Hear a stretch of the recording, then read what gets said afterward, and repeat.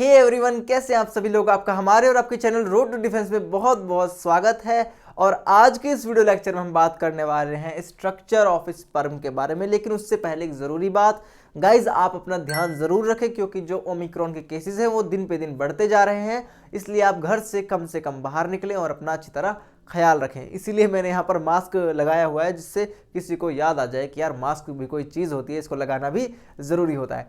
वो सब छोड़िए, अब हम बात करेंगे स्ट्रक्चर ऑफ स्पर्म की। सबसे पहले आपको पता होना चाहिए कि ह्यूमन के अंदर जो स्पर्म होता है, ह्यूमंस के अंदर जो स्पर्म होता है उसका जो प्लॉइडी होता है वो n होता है। क्या प्लॉइडी होता है? Half the number of chromosome. पूरी बॉडी में नंबर ऑफ क्रोमोसोम कितने मिलते हैं? 2n। मतलब किसी भी सोमैटिक सेल के अंदर अगर हम बात करें क्रोमोसोम के नंबर की, वो होता है 2n।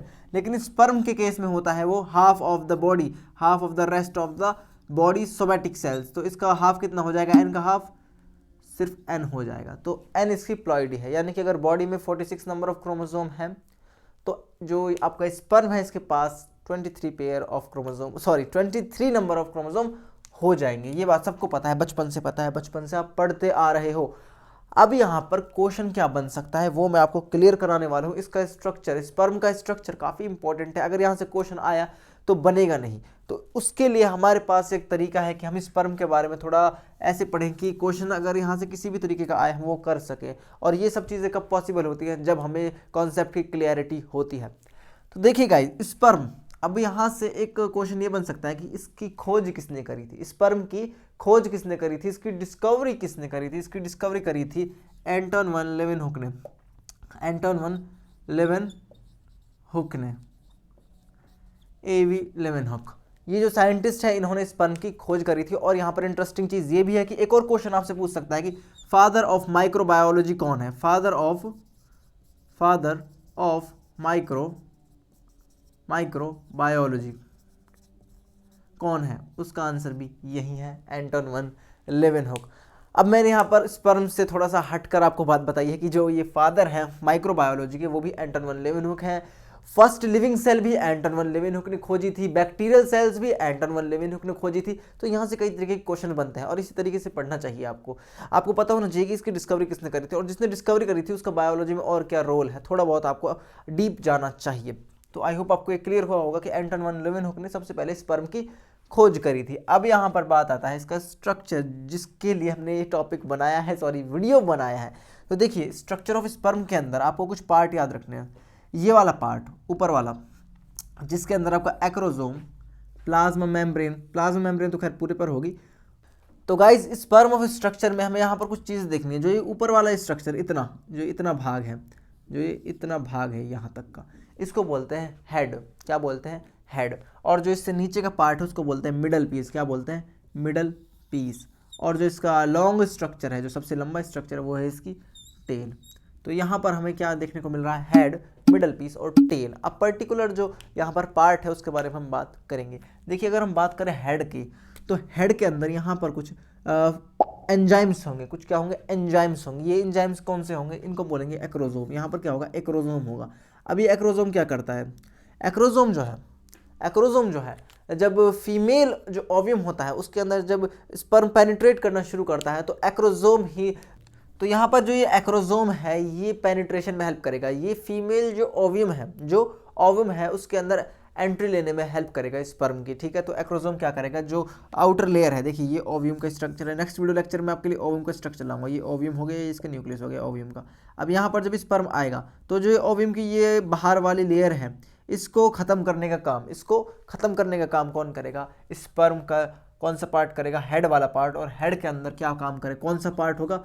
एक्रोजोम जो है वो लाइसिस ऑफ ओव्यूम करेगा। ठीक है, लाइसिस ऑफ ओव्यूम, या फिर ओव्यूम की जो बाहरी लेयर है उसको ख़त्म करने का काम कौन करेगा? एक्रोजोम। और यहाँ पर एक इंपॉर्टेंट क्वेश्चन ये आता है कि यहाँ पर देखिए, इंपॉर्टेंट क्वेश्चन तो कई सारे आ सकते हैं। एक चीज़ छोटा सा ये भी है, ये याद रखना कि क्वेश्चन में कई बार डायरेक्ट पूछ लेता है। डायरेक्ट क्या पूछ सकता है? ये पूछ सकता है कि स्पर्म की एंट्री कौन सा पार्ट करवाता है। क्वेश्चन में डायरेक्ट पूछ लेगा कि एक्रोजोम कहाँ पर प्रेजेंट होता है। आपको बताना हेड वाले पार्ट में प्रेजेंट होता है। एक्रोजोम क्या करता है? एक्रोजोम जो है वो ओव्यूम के अंदर पेनिट्रेशन करवाने में हेल्प करता है। किसकी पेनिट्रेशन करवाने में हेल्प करता है? स्पर्म की पेनिट्रेशन में हेल्प करता है।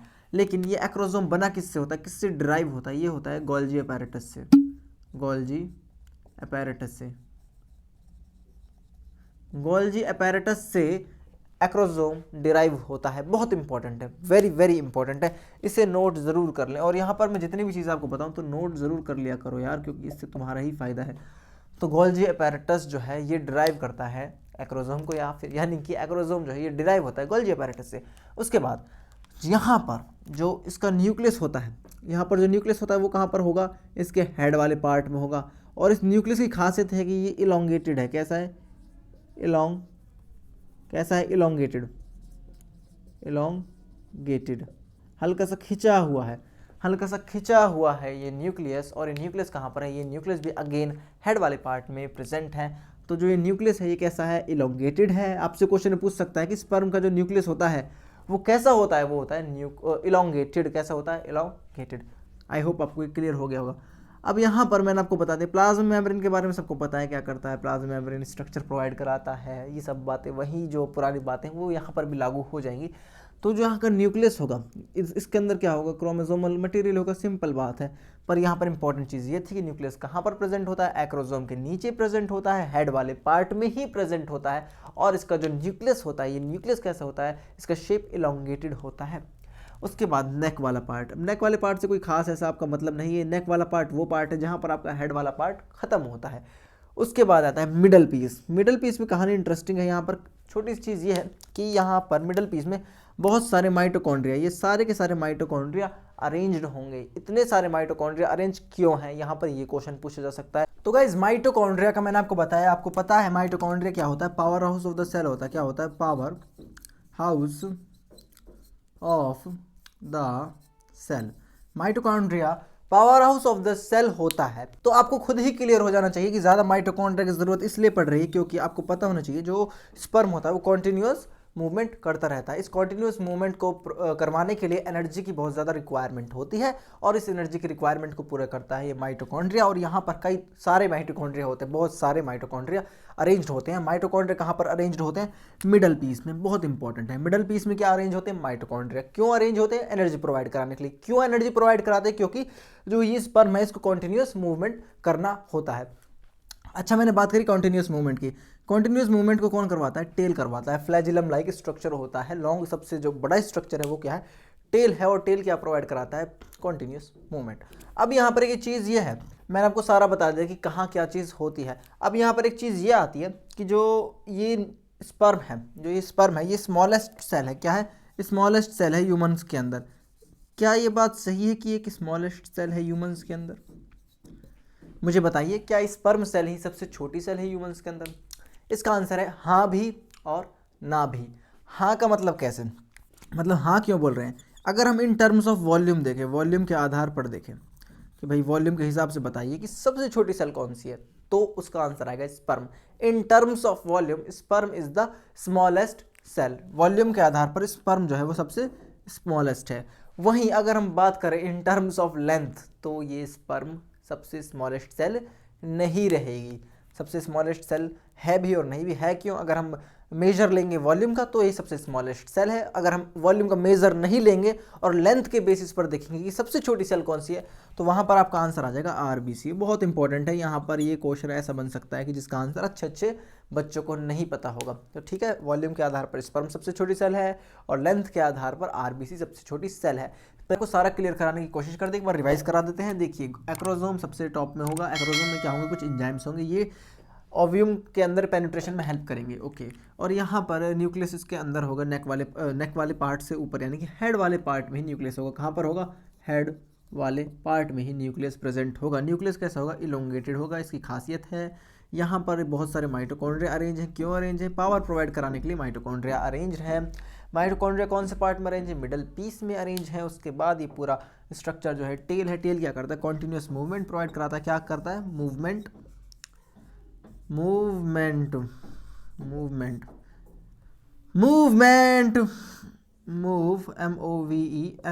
मूवमेंट करता है। कौन करवाता है? मूवमेंट करवाता है। ये टेल वाला पार्ट। सबसे छोटी सेल कौन सी है? मैंने आपको बताया sperm cell in terms of volume. सबसे इंपॉर्टेंट यहाँ पर एक क्वेश्चन आता है कि इसको डिस्कवर किसने करा था? एंटन वन लेवेनहुक ने डिस्कवर करा था। आई होप आपको ये आई होप गाइज आपको छोटा सा वीडियो लेक्चर अच्छा लगा होगा। इसके बाद हम बात करने वाले हैं स्ट्रक्चर ऑफ ओव्यूम की, जिसे हम फीमेल स्पर्म सेल भी बोल सकते हैं, वो भी एक स्पर्म सेल का टाइप है वैसे बेसिकली, लेकिन एनसीईआरटी ने उसको ओव्यूम अलग से नाम दिया है, तो हम ओव्यूम कहकर ही उससे बात करेंगे, यानी कि ओव्यूम के बारे में हम नेक्स्ट वीडियो लेक्चर में बात करेंगे। तब तक के लिए गाइज आप अपना ध्यान रखना, इस चीज़ को रिवाइज कर लेना, लर्न कर लेना, आपके लिए बहुत काम का हो सकता है, और अपने एनडीए की तैयारी करते रहें, घर पर रहें, सुरक्षित रहें गाइज। तब तक के लिए हम आपसे मिलते हैं नेक्स्ट वीडियो में।